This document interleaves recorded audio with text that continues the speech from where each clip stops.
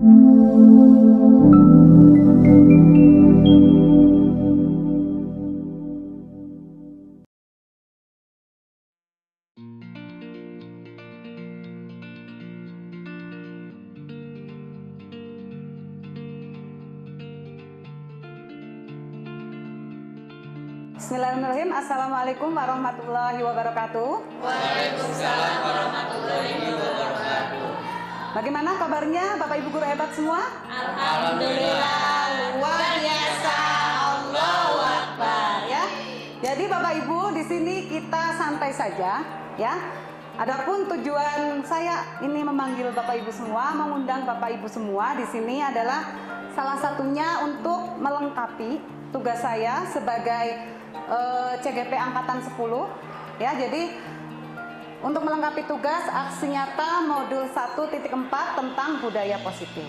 Nah, sebelum kita mulai untuk pemaparan materi supaya kegiatan ini berjalan dengan lancar, marilah kita awali dengan membaca basmalah terlebih dahulu. Bismillahirrahmanirrahim. Baik, Bapak Ibu guru hebat, di sini saya sudah menuliskan ada 3 pertanyaan. Mungkin terlihat dari situ, Bapak Ibu? Kelihatan ya. Untuk yang pertama, ya, apakah hukuman dapat mendisiplinkan anak? Tidak. Ayo. Kemudian yang kedua, pemberian hukuman dengan hal positif seperti membaca, apakah dapat meningkatkan positif anak?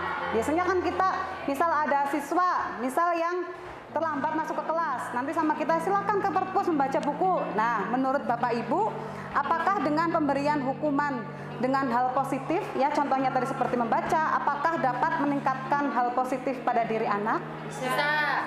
Oke, nanti kita akan melihat jawabannya di akhir pemaparan materi ya Bapak Ibu ya.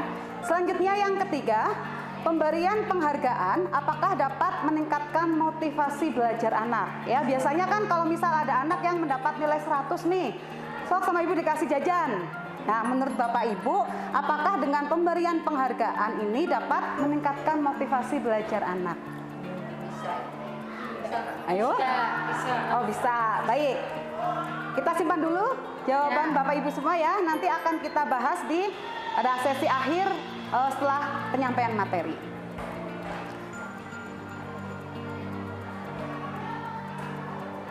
Oke. Sekarang kita awali di sini sebelum masuk ke materi budaya positif, akan saya awali dengan adanya pembelajaran pada paradigma baru.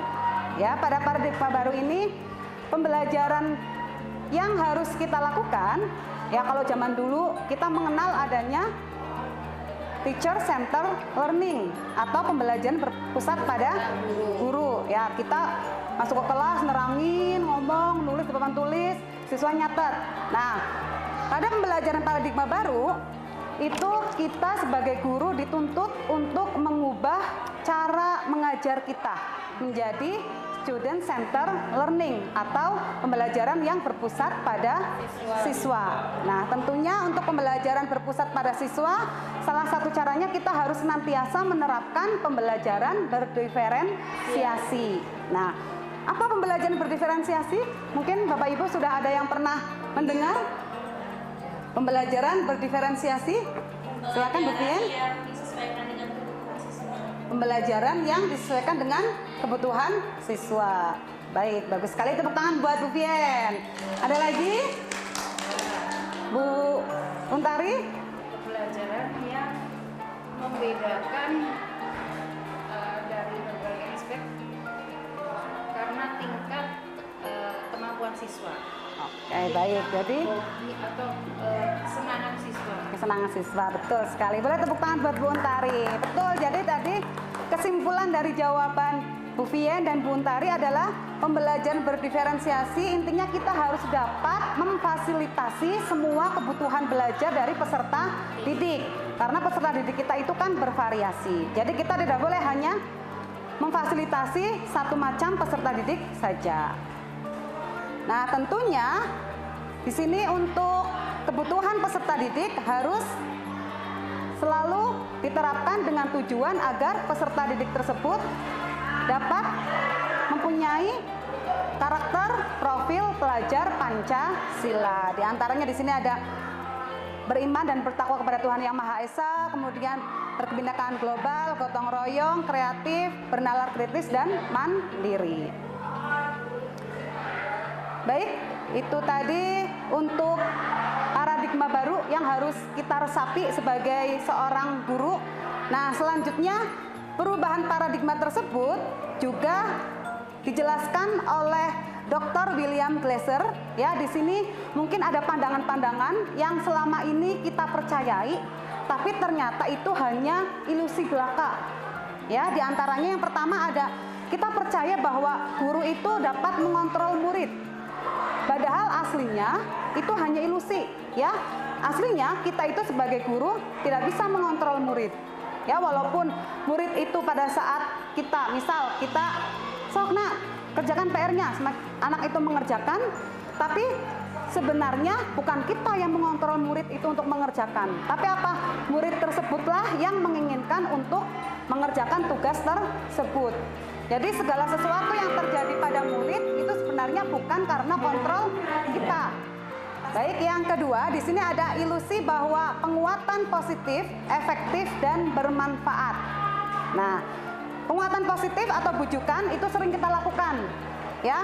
Misal, ya, kita biasanya akan membujuk anak, merayu anak, ya. Ayolah nak, demi ibu, masa kamu nggak kasihan sama ibu, gitu kan? Biasanya kita melakukan hal itu untuk membujuk atau merayu anak. Nah, padahal hal tersebut itu tidak selalu bertujuan positif bagi anak.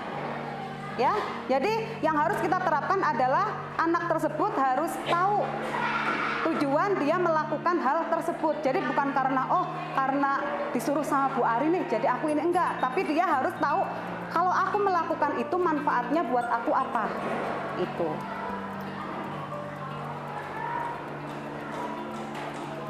Selanjutnya ada juga ilusi bahwa kritik dan akan membuat orang merasa bersalah dan dapat menguatkan karakter. Yang terakhir ada ilusi bahwa orang dewasa memiliki hak untuk memaksa. Ini hampir sama kayak yang tadi ya, bahwa kita bisa mengontrol anak. Ternyata tidak, ya. Baik, kita langsung masuk ke budaya positif. Nah, ini materi di modul 1.4 yang harus kami diseminasikan ke guru-guru, yaitu tentang budaya positif. Kalau kita berbicara tentang budaya positif, tentunya kita akan mengetahui budaya tersebut apakah tertanam di sekolah kita atau tidak. Apa sih budaya positif tersebut? Budaya positif adalah nilai-nilai, kemudian keyakinan dan kebiasaan di sekolah yang berpihak pada murid agar murid dapat berkembang menjadi pribadi yang kritis, penuh hormat, dan juga bertanggung jawab. Nah, setelah kita tahu budaya positif, nanti kita akan menelaah apakah budaya-budaya positif sudah tertanam di sekolah kita, dan memang harus tertanam, ya. Nah, konsep budaya positif itu ada 6. Tulisannya nggak jelas ya. Baik, di sini ada 6. Ada disiplin positif dan kebijakan universal. Kemudian ada teori motivasi, hukuman, dan restitusi. Nanti kita akan pelajari bedanya hukuman, kemudian motivasi, dan penghargaan. Yang ketiga ada keyakinan kelas. Selanjutnya ada kebutuhan dasar manusia. Kemudian ada 5 posisi kontrol, dan yang terakhir ada segitiga restitusi. Ini nanti ke-6 yang akan kita pelajari, yang termasuk ke dalam konsep budaya positif yang tentunya nanti harus kita terapkan di sekolah kita. Oke, baik. Kalau kita berbicara disiplin, saya ingin bertanya dulu kepada Bapak Ibu, apakah yang dimaksud dengan disiplin menurut Bapak Ibu? Umi mungkin, menurut Umi? Apabila misalkan dia taat dengan apa yang dia telah janjikan. Oh, dia jadi mau memenuhi apa yang telah diucapkan, sehingga dia ikut kepada Keren sekali, tepuk tangan buat Umi. Ada lagi Bapak Ibu? Mungkin ada yang mau menjelaskan menurut Bapak Ibu disiplin itu apa? Nah, ada aturan-aturan yang sudah dibuat di lingkungan tersebut. Taat terhadap aturan yang sudah dibuat di lingkungan tersebut. Baik. Lingkungan sekolah. Baik, tepuk tangan buat Om Muharram. Jadi kami rangkum ya Bapak Ibu ya. Jadi untuk disiplin di sini arti kata disiplin itu berasal dari bahasa Latin yang artinya itu belajar. Ya Bapak Ibu, tapi kebanyakan orang itu menghubungkan kata disiplin itu dengan tata tertib, aturan, kemudian kepatuhan. Selain itu juga biasanya dalam budaya kita itu disiplin selalu dilakukan pada seseorang untuk mendapatkan suatu kepatuhan. Ya, itu mindset yang ada di budaya kita. Padahal kalau inti dari disiplin itu sendiri, inti dari disiplin itu sendiri itu harus bisa menggali potensi tentunya pada diri masing-masing orang tersebut untuk tujuan tertentu. Ya. Kemudian dengan kata lain, disiplin diri juga bisa mempelajari bagaimana cara kita untuk mengontrol diri kita sendiri.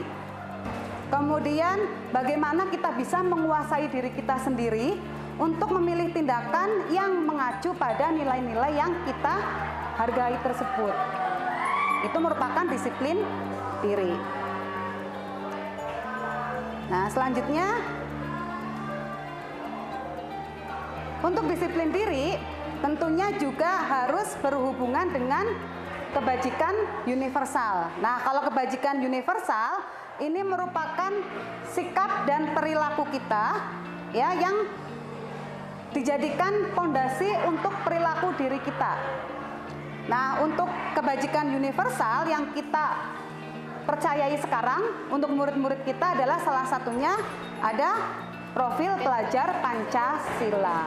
Nah, jadi hubungannya tadi sama disiplin positif adalah untuk bisa mencapai profil pelajar Pancasila, anak itu harus memahami ya apa manfaat dari profil pelajar Pancasila tersebut sehingga anak bisa memaknai dan meresapi makna tersebut untuk diterapkan dalam kehidupan sehari-harinya sehingga bisa menjadi disiplin positif. Itu hubungannya. Nah, di sini ada yang kedua adalah teori motivasi, hukuman, penghargaan, dan restitusi. Mungkin ya Bapak Ibu, seringkali kita mendengar anak-anak kita nih, kenapa sih seorang anak itu melakukan suatu tindakan? Misal, saya ambil contoh, ada aturan membawa misting, ya membawa misting dan tumbler. Memang semua anak membawa misting dan tumbler, tapi pasti tiap anak itu memiliki motivasi diri masing-masing. Kenapa mereka membawa misting dan tumbler? Mungkin ada yang takut nanti kalau nggak bawa misting dan tumbler sama Bu Ari nanti dimarahin, dilaporin ke orang tua. Nah, berarti motivasi itu adalah motivasi untuk menghindari ketidaknyamanan atau hukuman. Nah, motivasi ini adalah motivasi yang paling rendah. Yang selanjutnya mungkin motivasinya adalah untuk mendapatkan imbalan. Nah, mungkin gini, aku mau bawa misting sama tumbler, biar sama Bu Ari nanti dipuji, biar sama Bu Ari nanti difoto gitu. Nah, itu berarti motivasinya adalah anak tersebut ingin mendapatkan penghargaan atau ingin mendapatkan imbalan. Nah, kedua motivasi ini adalah motivasi eksternal. Nah, yang ketiga ada motivasi internal. Motivasi internal berarti motivasi yang berasal dari dalam diri anak tersebut. Nah, di sini anak sudah memahami kenapa sih aku harus membawa tumbler dan misting. Oh, aku harus membawa tumbler sama misting supaya bisa mengurangi sampah, supaya saya membawa bekal dari rumah jadi makanan yang dimasak sama ibu sehat. Nah, dengan motivasi internal tersebut itu berarti anak sudah meyakini ada manfaat dari hal yang mereka lakukan. Nah, justru motivasi inilah yang harus kita terapkan ke murid-murid kita. Ya, jadi untuk ketiga motivasi ini yang harus sangat kita soroti adalah tentang motivasi internal. Supaya apa? Supaya mereka bisa menjadi manusia yang merdeka, manusia yang bahagia lahir dan batin. Jadi tidak terpaksa, tidak tertekan. Itu untuk teori motivasi. Nah, ini sudah tadi. Yang ketiga, apa itu restitusi? Ya, mungkin Bapak Ibu sudah sering mendengar ya. Restitusi ini adalah menciptakan kondisi bagi murid untuk memperbaiki kesalahan mereka sehingga mereka bisa kembali pada kelompok mereka dengan karakter yang lebih kuat. Nanti kita bersama-sama belajar bagaimana bisa merestitusi seorang murid ya. Jadi pada saat seorang anak melakukan kesalahan itu mereka bisa dengan percaya diri kembali lagi ke lingkungan temannya. Jadi mereka tidak berkecil hati, tidak minder. Nanti kita belajar bagaimana cara supaya dapat merestitusi siswa yang salah di sini. Nah, kita lanjut dulu ke keyakinan kelas ya, Bapak Ibu. Mungkin sudah ada Bapak Ibu yang menerapkan keyakinan kelas di kelasnya? Kesepakatan. Sama keyakinan kelas atau kesepakatan kelas? Sudah. Sudah ada yang menerapkan? Nah, di sini pertanyaannya, kenapa yang kita terapkan ada keyakinan kelas dan ada peraturan kelas? Mungkin Bapak Ibu ada yang tahu perbedaannya antara keyakinan dan peraturan, perbedaannya. Mangga mungkin Bapak Ibu ada yang mau menyampaikan? Ibu Mangga? Kalau keyakinan kelas atau kesepakatan kelas itu dibuat bersama. Kalau keyakinan kelas dibuat bersama. Ya. Itu ditentukan dari atas ya, dari atas, dari mungkin bisa dari wali kelas atau dari sekolah. Ya, jadi satu arah saja, jadi satu yang menentukan. Ya. Kesepakatan atau keyakinan kelas itu dibuat bersama sehingga anak lebih menghargai apa yang sudah dibuat bersama. Betul, ya betul sekali. Tepuk tangan buat Bu Untari. Baik, jadi tadi betul apa yang diungkapkan oleh Bu Untari. Untuk keyakinan kelas dan peraturan kelas itu perbedaannya. Kalau keyakinan kelas, anak itu dilibatkan langsung dalam pembuatan kesepakatan atau keyakinan tersebut, sehingga anak akan lebih bertanggung jawab dengan apa yang sudah mereka buat.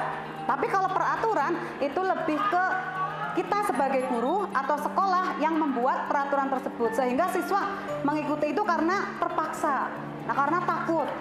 Saya emang ngikutin aja karena takut dihukum. Nah, yang harus kita lakukan adalah kita harus membuat keyakinan atau kesepakatan, baik keyakinan kelas maupun keyakinan sekolah. Nah, di sini sebagai contoh, Bapak Ibu, untuk membedakan keyakinan, apakah Bapak Ibu menyatakan itu keyakinan atau peraturan? Nah, kenapa kita harus menggunakan helm bila mengendarai kendaraan roda 2 atau mengendarai motor? Kalau kita hanya menyadari itu sebagai peraturan, pasti kita jawabnya karena takut ditilang, ya kan? Tapi kalau kita meyakini kalau ini adalah sebagai keyakinan bagi kita, kenapa kita menggunakan helm? Karena mungkin untuk keselamatan, untuk keamanan, supaya kalau kita kecelakaan nanti ya kita tidak terlalu cedera kepala. Selanjutnya untuk penggunaan masker dan cuci tangan. Ya, kalau kita meyakini ini sebagai peraturan, ya kita cuma kenapa sih kita harus pakai masker zaman Covid kemarin? Ya karena sama pemerintah dianjurkan pakai masker. Karena kita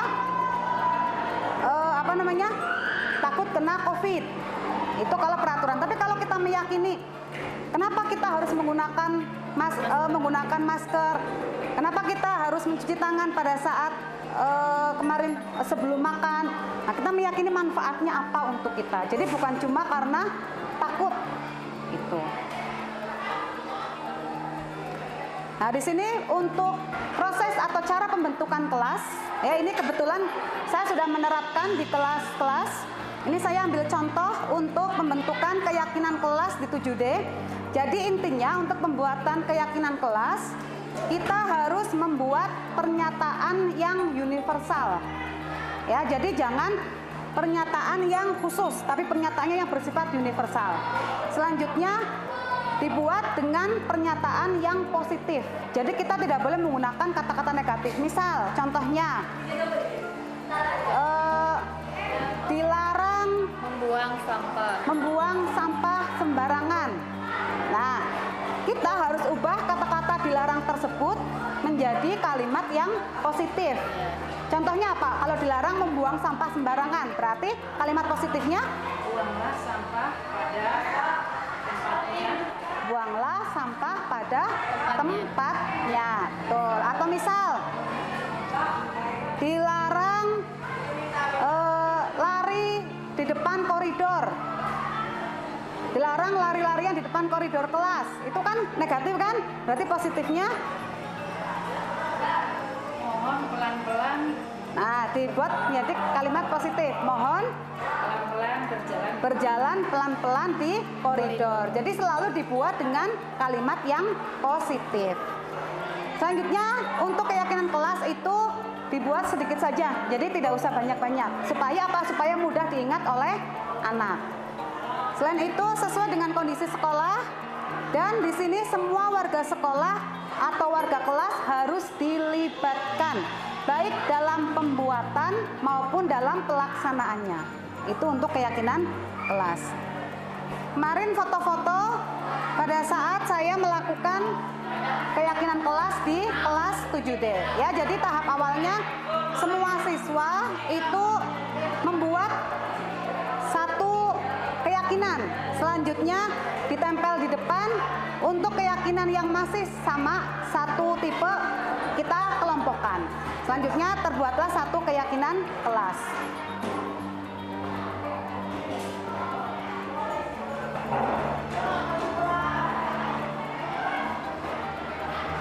Nah, kita masuk ke kebutuhan dasar manusia. Ya, Bapak Ibu, tentunya semua manusia itu mempunyai kebutuhan dasar. Kebutuhan dasar manusia itu dikelompokkan menjadi 5, dan kita harus memahami ini supaya apa? Supaya pada saat kita mengajar murid-murid kita tidak serta-merta menyalahkan murid kita. Ya, kebutuhan yang pertama yaitu kebutuhan untuk bertahan hidup. Kebutuhan bertahan hidup itu ada apa saja, Bapak Ibu? Ada? Bertahan hidup kita butuh makan, kemudian butuh minum, tempat tinggal. Ya, jadi kita harus tahu, misal kita ngajar pagi-pagi ada siswa yang lemes gitu. Kita langsung marahin, "Bangun, pagi-pagi udah ngantuk." Nah, itu salah. Kita harus tahu dulu. Mungkin ada salah satu kebutuhan dasar dari murid tersebut nggak terpenuhi. Mungkin anak tersebut dari rumah belum sarapan, jadi lemes. Nah, jadi kenapa kita harus tahu kebutuhan dasar dari tiap siswa? Nah, betul. Supaya pada saat kita mengajar ke siswa, kita benar-benar menuntun. Jadi kita tidak hanya menyalahkan siswa, tapi kita harus tahu dulu. Kita harus mengetahui apa latar belakang siswa tersebut melakukan hal tersebut. Mungkin ada salah satu kebutuhan dasarnya yang tidak terpenuhi. Itu tadi untuk kebutuhan hidup. Yang kedua, ada kebutuhan cinta dan kasih sayang serta rasa diterima. Nah, contohnya ya, misal nih Bu Untari ke sekolah bawa jamu jelita. Nah, ditaruh di meja. Kalau misal sama kita dicuekin, Bu Untari hatinya gimana? Sedih kan? Tapi kalau kita, "Ih, Bu Untari bawa apa?" langsung kita sambut nih. Ya, "Oh, bikin sendiri, Bu." gitu kan. Bu Untari gimana rasanya? Diapresiasi, seneng nggak? Nah, sama murid juga membutuhkan hal yang seperti itu. Ya, itu merupakan bagian dari kebutuhan rasa diterima. Jadi murid dianggap ada. Nah, hal-hal sepele yang seperti itu mungkin yang kita kadang lupa. Ya, kadang kita ke siswa, jepit rambut kamu baru ya, bagus. Atau pin kamu bagus. Nah, itu kan kita cuma ngomong kayak gitu. Padahal itu merupakan salah satu contoh bahwa untuk memenuhi rasa diterima siswa tersebut. Selanjutnya ada kebebasan. Ya, mungkin kita di sekolah sering ada murid lagi ngajar tok gitu kan. Kesel kita kan. Nah, padahal itu merupakan kebutuhan yang mendasar juga. Siswa butuh kebebasan. Terus apa yang kita lakukan kalau ada murid gitu? Marah kan? Sama, saya juga marah. Tapi setelah saya mengikuti CGP ini, saya mengerti, oh ternyata itu tuh kebutuhan itu harus dipenuhi. Nah, jadi bagaimana caranya? Ya kita alihkan siswa tersebut. Nah, kenapa? Pengen apa, kita tanya, supaya apa kebutuhan itu juga terpenuhi. Selanjutnya ada kebutuhan kesenangan dan juga ada penguasaan. Oke, selanjutnya, nah ini 5 posisi kontrol guru. Kira-kira dari kelima posisi ini ada posisi penghukum, pembuat merasa bersalah, teman, pemantau, dan manajer.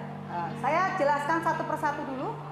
Mungkin nanti Bapak Ibu bisa menilai diri sendiri, ya, karena yang bisa menilai kan Bapak Ibu menilai diri sendiri.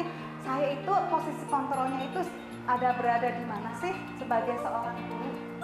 Nah, sini yang pertama, kalau posisi kontrol sebagai penghukum, ciri-cirinya. Nah, di sini biasanya guru itu sering, bentar.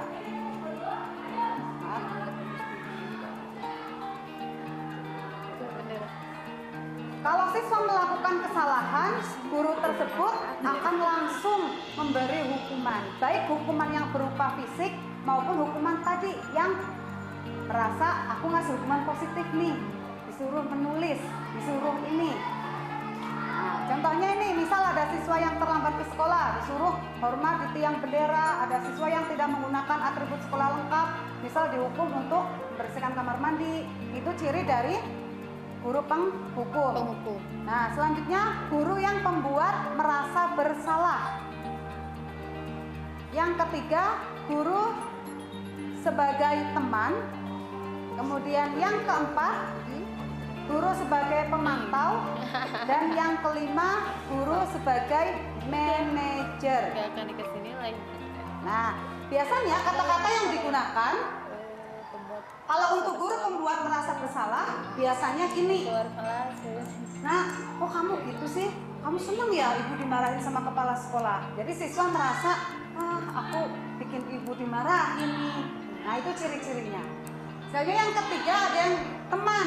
Nah, guru yang memposisikan diri sebagai teman, itu biasanya ngobrol sama siswa itu ya kayak ke temannya. Ya misal nih, ya udah nggak apa-apa lah, kali ini nanti udah ibu aja yang beresin masalahnya. Udah, yang penting kamu jangan ngomong-ngomong, udah sok pulang aja.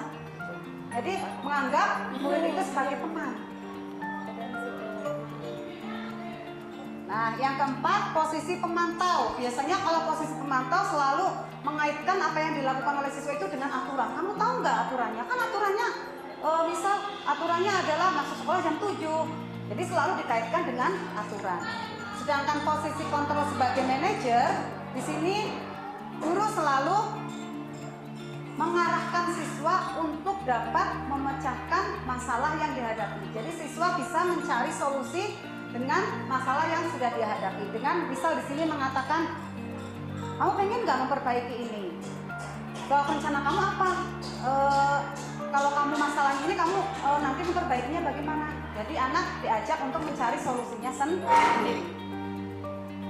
Nah, kira-kira dari 5 posisi tadi, Bapak Ibu itu cenderung di posisi mana?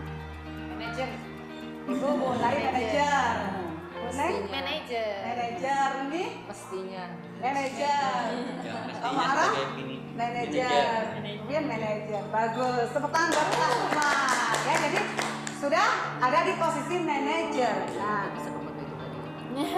Kadang teman juga kadang. di sini betul. Jadi guru yang baik itu harus bisa memposisikan diri sebagai manajer.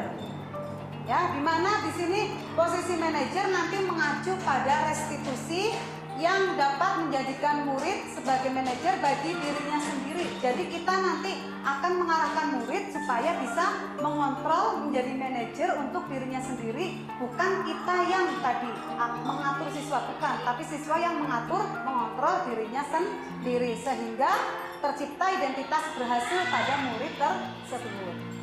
Nah, di sini bagaimana cara kita bisa menjadi manajer, memposisikan diri sebagai manajer, salah satu caranya adalah dengan menerapkan segitiga restitusi. Nah, segitiga restitusi ini adalah salah satu cara untuk membuat murid yang menjadi pribadi yang berhasil, ya. Jadi bisa memecahkan masalahnya sendiri dengan melalui 3 tahapan.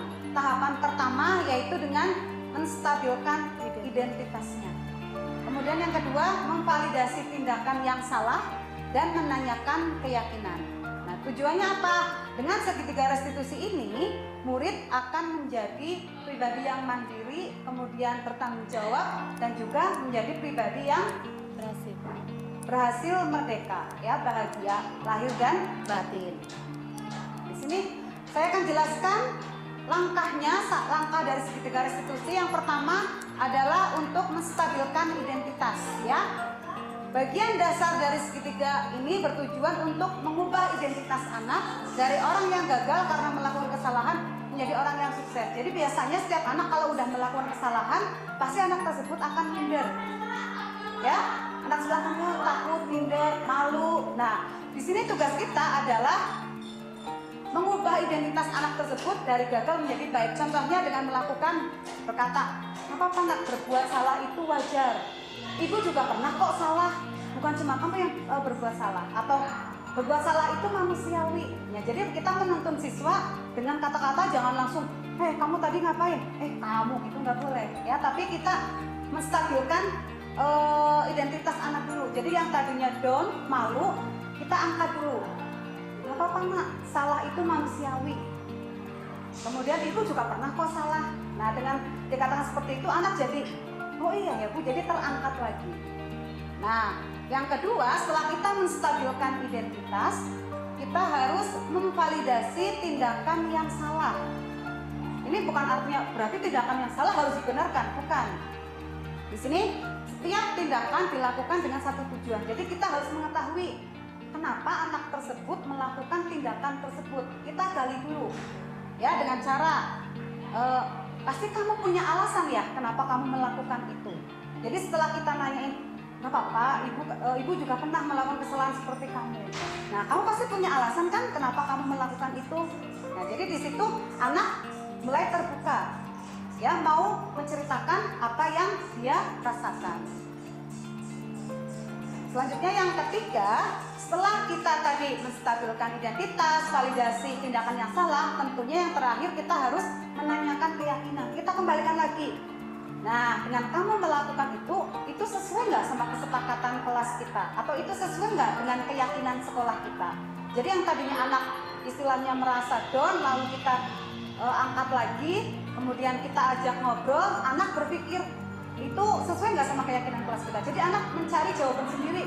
Jadi mengetahui kalau itu salah, oh iya bu, itu nggak sesuai bu sama keyakinan kelas kita. Jadi bukan kita yang bilang kamu salah, bukan. Tapi anak akan mengatakan sendiri, oh iya bu, ini tidak sesuai dengan keyakinan kelas kita. Jadi saya salah. Nah, selanjutnya kita tanyakan juga, apa yang akan kamu lakukan untuk memperbaiki kesalahan tersebut. Dan itu nanti akan terucap sendiri oleh anak. Jadi anak menemukan solusi dari masalah dia sendiri. Bukan kita yang menyatakan solusinya. Jadi enggak kita yang, nanti kamu harus gini, enggak. Tapi anak, oh berarti aku harus ini ya bu. Nah, dengan dia mencari solusi sendiri, pasti anak akan selalu bertanggung jawab. Karena itu sudah menjadi prinsip dia, oh aku harus ini. Kalau kita suruh kan nggak ada kita juga, gitu. Nah, di sini Sela, tadi Ibu mendengar laporan dari guru piket, katanya Sela terlambat ke sekolah. Ya Ibu. Menurut ingatan Sela, sudah berapa kali Sela terlambat ke sekolah? Mungkin sudah ada hampir 5 kali. Oh, sering terlambat ke sekolah itu kesalahan bukan? Ya Ibu. Kesalahan ya? Baik, berbuat kesalahan itu manusiawi. Semua orang pasti pernah melakukan kesalahan. Yang terpenting kita belajar dari kesalahan tersebut dan berusaha untuk memperbaiki diri. Setuju, Sela? Setuju Ibu. Baik, kita cari solusinya bersama ya. Ibu tanya, Sela sering datang terlambat ke sekolah, pasti punya alasan ya? Punya Ibu. Alasannya apa, Sela? Karena saya sering begadang Ibu sebelum main HP. Sela ingat nggak dengan keyakinan kelas kita? Ingat Ibu. Menurut Sela, datang terlambat ke sekolah itu sesuai tidak dengan keyakinan kelas? Tidak Ibu. Menurut Sela, keyakinan kelas apa yang sudah dilanggar? Kedisiplinan. Menurut Sela, disiplin itu penting tidak untuk Sela? Penting Ibu karena membuat saya datang tepat waktu ke sekolah dan bisa lebih menghargai waktu. Betul, menghargai waktu itu penting ya dan bermanfaat juga untuk kita. Seperti pekerjaan kita menjadi tidak menumpuk.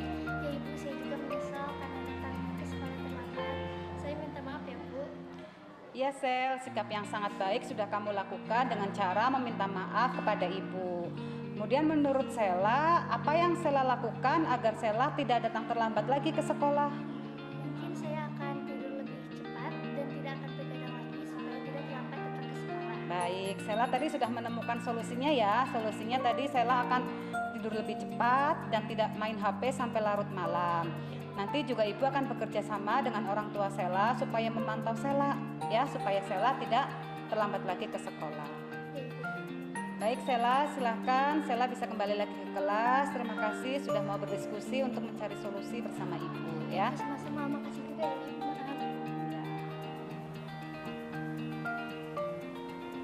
Nah itu tadi contoh dari penerapan segitiga restitusi ya. Jadi kita tidak langsung serta-merta menyalahkan anak. Kenapa kamu terlambat? Kenapa ini? Tapi kita tanyakan dulu apa alasannya. Kemudian yang terakhir siswa harus bisa mencari solusi dari masalah tersebut.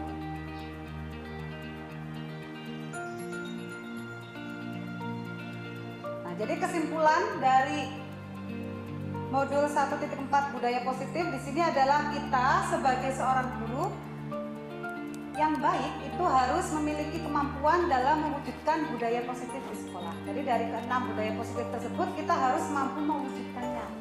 Ya, budaya positif tersebut dapat dijalankan dengan menerapkan konsep-konsep seperti tadi ada disiplin positif, memahami motivasi perilaku manusia, kemudian ada posisi kontrol guru, pembuatan keyakinan kelas, dan yang terakhir ada segitiga restitusi dalam penyelesaian masalah. Apabila dari ke-6 konsep ini bisa kita lakukan, insya Allah di sekolahan kita akan bisa terwujud adanya budaya positif. Baik, mungkin itu sedikit berbagi materi yang sudah saya dapatkan dari pendidikan guru penggerak ini. Mohon maaf apabila banyak kekurangan Bapak Ibu dalam saya menyampaikan materi. Terima kasih atas sudah berkenan hadir di sini. Kemudian kita tutup majelis ini dengan doa kafaratul majelis. Subhanakallahumma wa bihamdika asyhadu an la ilaha illa anta astaghfiruka wa atubu ilaik. Terima kasih. Wassalamualaikum warahmatullahi wabarakatuh. Waalaikumsalam warahmatullahi wabarakatuh.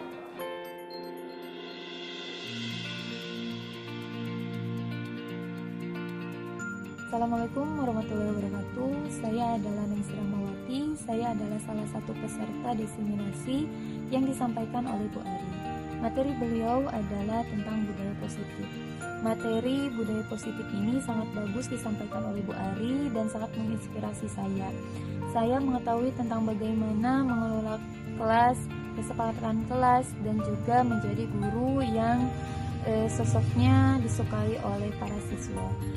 Nah, maka dari itu materi yang disampaikan beliau sangat menginspirasi saya. Saya juga akan menerapkan budaya positif di kelas saya. Terima kasih Bu Ari. Semangat terus. Wassalamualaikum warahmatullahi wabarakatuh. Assalamualaikum warahmatullahi wabarakatuh. Mengenai materi luar biasa yang kemarin disampaikan oleh Bu Ari tentang budaya positif, itu sangat bermanfaat bagi saya karena dalam materi tersebut disampaikan bahwa guru itu tidak hanya bertanggung jawab dalam menyampaikan materi, tetapi bertanggung jawab juga dalam membimbing karakter siswa dengan budaya-budaya positif yang diterapkan di dalam kelas. Setelah mengikuti kegiatan tersebut, saya berencana untuk menerapkannya di dalam kelas yang saya ampu sesuai mata pelajaran saya, yaitu matematika. Terima kasih.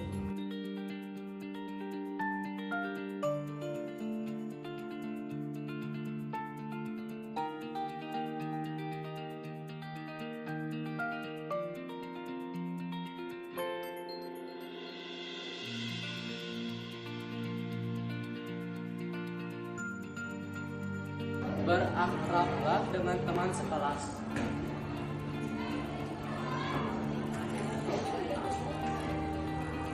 berakhlaklah